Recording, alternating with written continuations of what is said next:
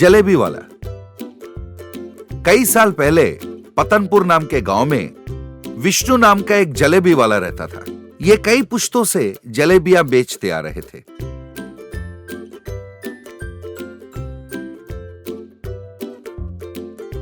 विष्णु के बनाए हुए जलेबियां गांव वाले बहुत मजे लेकर खाते थे।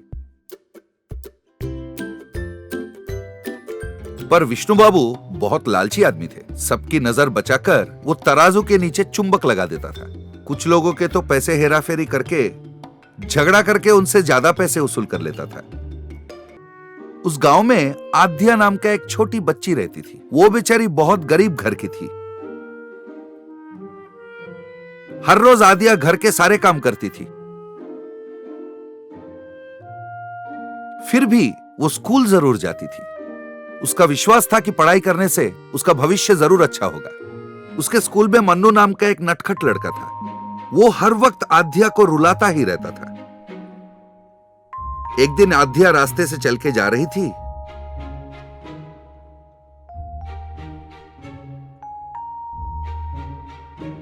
पीछे से वो साइकिल पर आया और जानबूझकर आध्या से टकराया। बेचारी आध्या जमीन पर गिर गई। मन्नू ने कहा, क्यों री बड़ी मेम साहब की तरह रास्ते के बीच से चल रही है? घंटी बजाने पर भी बाजू नहीं हटती है। तू क्या बहरी है? खड़े होकर अपने आप को झाड़ते हुए आध्या ने कहा, तुमने बेल कहाँ बजाई थी? झूठ मत बोलो। वैसे भी मुझे तुम हमेशा सताते रहते हो। अगर तुमने फिर से ऐसे किया तो हेडमास्टर जी से शिकायत करूंगी। साइकिल पे बैठे बैठे मन्नू ने कहा, कह ले जिससे कहना है, मुझे कोई कुछ नहीं कर सकता। ये स्कूल तो मेरे दादा ने बनवाया है। तुझे पता भी है मेरे पापा कौन है? जाके हेडमास्टर से पूछ ले, बता देंगे मेरे पापा के बारे में। कहकर वो साइकिल चलाकर चला गया। एक दिन आध्या ने अपने माँ से कहा,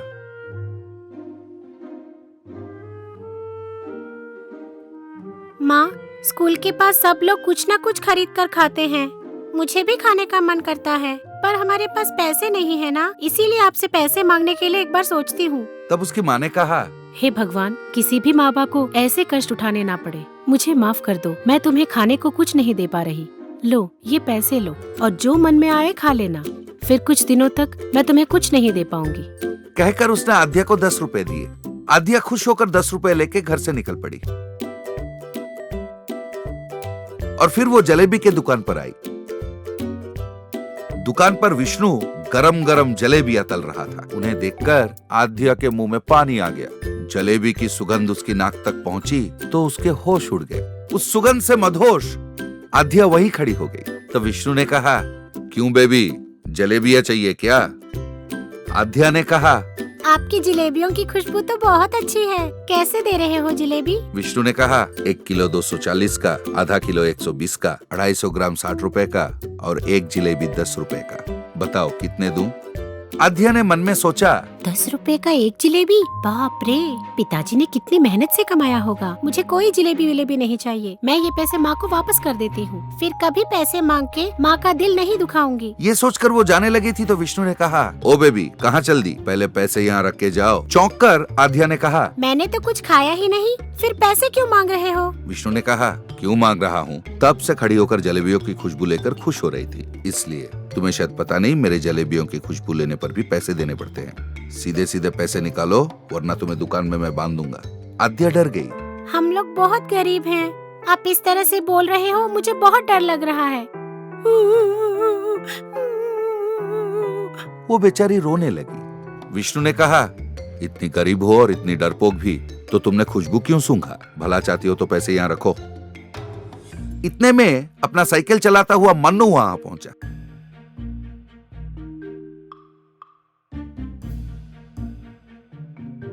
उसने देखा आध्या रो रही थी तो उसने पूछा, हुआ क्या? आध्या ने उसे पूरी बात समझाई और जोर जोर से रोने लगी। मन्नू ने कहा, आध्या, विष्णु जी ने कोई गलत बात नहीं कही। ये तो उनके जलेबी है। अगर कोई सुगंध लेगा तो पैसे तो भरना पड़ेगा। लाओ पैसे मुझे दो। ये कहकर उसने आध्या से पैसे ले लिए। आध्या बेचारी को कुछ समझ में नहीं आ रहा था। वो बुद्ध बनकर खड़ी रही। फिर मन्नू ने उन 10 सिक्कों को अपने हाथों के बीच में ले लिया और जोर जोर से हाथों को हिलाने लगा। उन पैसों से खन खन खन खन खन खन आवाजें आने लगी। तब विष्णु से मन्नू ने कहा, विष्णु जी, पैसों की आवाज आपको आ रही है? विष्णु ने कहा, हाँ हाँ मैं सुन रहा हूँ, मैं कोई बहरा नहीं हूँ। खन खन की आवाज मुझ तक पहुँच रही है। तब मन्नू ने कहा, ओ पैसों की आवाज आपने सुन ली, तो मैंने पैसे आपको दे दिए। विष्णु ने कहा, क्यों रे बच्चे, नाटक कर रहा है मेरे साथ? कह रहा है कि पैसों की आवाज सुन लिया तो पैसे मिल गए। ज्यादा होशियारी की तो तुझे भी दुकान में बांध दूंगा। तो जवाब में मन्नू ने कहा, क्यों, अब जलेबी के सुगंध के पैसे मांग सकते हो तो मैं क्या आपको पैसों की आवाज भी नहीं सुना सकता? ए सुन, तेरी ये नाटकबाजी मेरे साथ नहीं चलेगी। जानता है मैं कौन हूँ? जमींदार का बेटा हूँ। ज्यादा होशियारी की ना, पापा से बोल दूंगा, उठवा के जेल भिजवा देंगे। तू चल आध्या। विष्णु हक्का बक्का रह गया और उन्हें देखता रहा।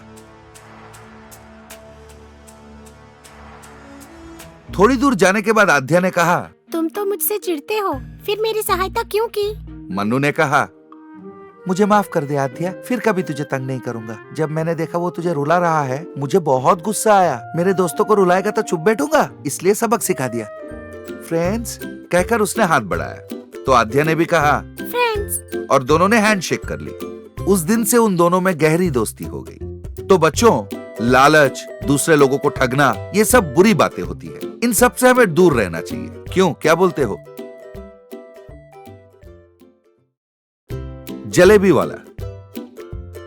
कई साल पहले पतनपुर नाम के गांव में विष्णु नाम का एक जलेबी वाला रहता था।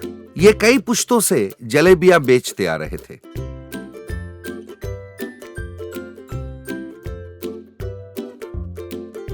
विष्णु के बनाए हुए जलेबियां गांव वाले बहुत मजे लेकर खाते थे। पर विष्णु बाबू बहुत लालची आदमी थे। सबकी नजर बचाकर वो तराजू के नीचे चुंबक लगा देता था। कुछ लोगों के तो पैसे हेराफेरी करके, झगड़ा करके उनसे ज्यादा पैसे वसूल कर लेता था। उस गांव में आध्या नाम का एक छोटी बच्ची रहती थी। वो बेचारी बहुत गरीब घर की थी। हर रोज आध्या घर के सारे काम करती थी। फिर भी वो स्कूल जरूर जाती थी।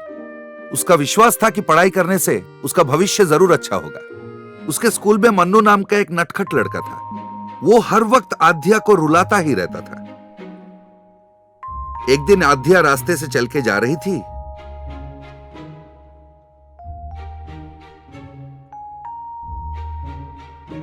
पीछे से वो साइकिल पर आया और जानबूझकर आध्या से टकराया। बेचारी आध्या जमीन पर गिर गई। मन्नू ने कहा, क्यों री, बड़ी मेम साहब की तरह रास्ते के बीच से चल रही है? घंटी बजाने पर भी बाजू नहीं हटती है। तू क्या बहरी है? खड़े होकर अपने आप को झाड़ते हुए आध्या ने कहा, तुमने बेल कहाँ बजाई थी? झूठ मत बोलो, वैसे भी मुझे तुम हमेशा सताते रहते हो। अगर तुमने फिर से ऐसे किया तो हेडमास्टर जी से शिकायत करूंगी। साइकिल पे बैठे बैठे मन्नू ने कहा, कह ले जिससे कहना है, मुझे कोई कुछ नहीं कर सकता। ये स्कूल तो मेरे दादा ने बनवाया है। तुझे पता भी है मेरे पापा कौन है? जाके हेडमास्टर से पूछ ले, बता देंगे मेरे पापा के बारे में। कहकर वो साइकिल चलाकर चला गया। एक दिन आध्या ने अपने माँ से कहा,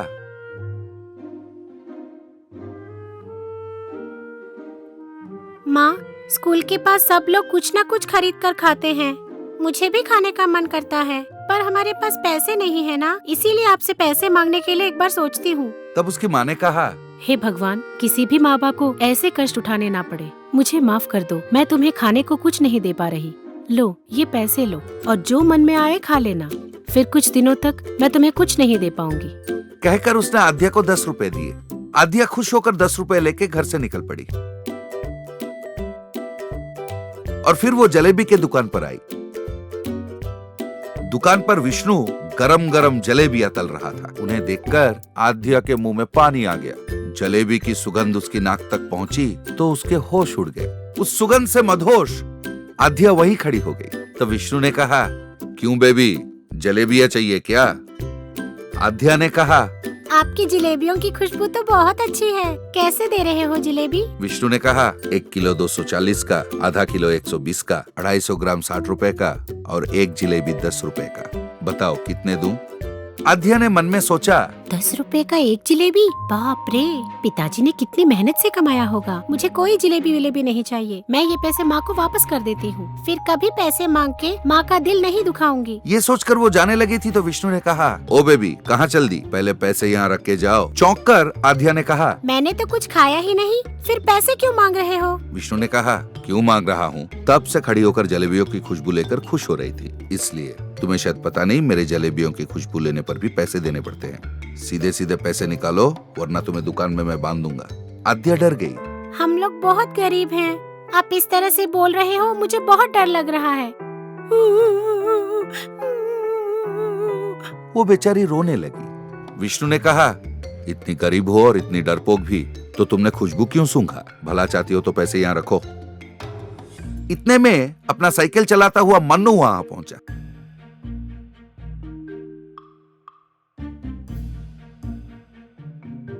उसने देखा आध्या रो रही थी, तो उसने पूछा हुआ क्या? आध्या ने उसे पूरी बात समझाई और जोर जोर से रोने लगी। मन्नू ने कहा, आध्या, विष्णु जी ने कोई गलत बात नहीं कही। ये तो उनके जिलेबी हैं। अगर कोई सुगंध लेगा तो पैसे तो भरना पड़ेगा। लाओ पैसे मुझे दो। ये कहकर उसने आध्या से पैसे ले लिए। आध्या बेचारी को कुछ समझ में नहीं आ रहा था। वो बुद्ध बनकर खड़ी रही। फिर मन्नू ने उन 10 सिक्कों को अपने हाथों के बीच में ले लिया और जोर जोर से हाथों को हिलाने लगा। उन पैसों से खन खन खन खन खन खन आवाजें आने लगी। तब विष्णु से मन्नू ने कहा, विष्णु जी, पैसों की आवाज आपको आ रही है? विष्णु ने कहा, हाँ हाँ, मैं सुन रहा हूँ। मैं कोई बहरा नहीं हूँ। खन खन की आवाज मुझ तक पहुँच रही है। तब मन्नू ने कहा, ओ, पैसों की आवाज आपने सुन ली, तो मैंने पैसे आपको दे दिए। विष्णु ने कहा, क्यों रे बच्चे, नाटक कर रहा है मेरे साथ? कह रहा है कि पैसों की आवाज सुन लिया तो पैसे मिल गए। ज्यादा होशियारी की तो तुझे भी दुकान में बांध दूंगा। तो जवाब में मन्नू ने कहा, क्यों, अब जिलेबी के सुगंध के पैसे मांग सकते हो, तो मैं क्या आपको पैसों की आवाज भी नहीं सुना सकता? ए सुन, तेरी ये नाटकबाजी मेरे साथ नहीं चलेगी। जानता है मैं कौन हूँ? जमींदार का बेटा हूँ। ज्यादा होशियारी की ना, पापा से बोल दूंगा, उठवा के जेल भिजवा देंगे। तू चल आध्या। विष्णु हक्का बक्का रह गया और उन्हें देखता रहा। थोड़ी दूर जाने के बाद आध्या ने कहा, तुम तो मुझसे चिढ़ते हो, फिर मेरी सहायता क्यों की? मन्नू ने कहा, मुझे माफ कर दे आध्या, फिर कभी तुझे तंग नहीं करूंगा। जब मैंने देखा वो तुझे रुला रहा है, मुझे बहुत गुस्सा आया। मेरे दोस्तों को रुलाएगा तो चुप बैठूंगा, इसलिए सबक सिखा दिया।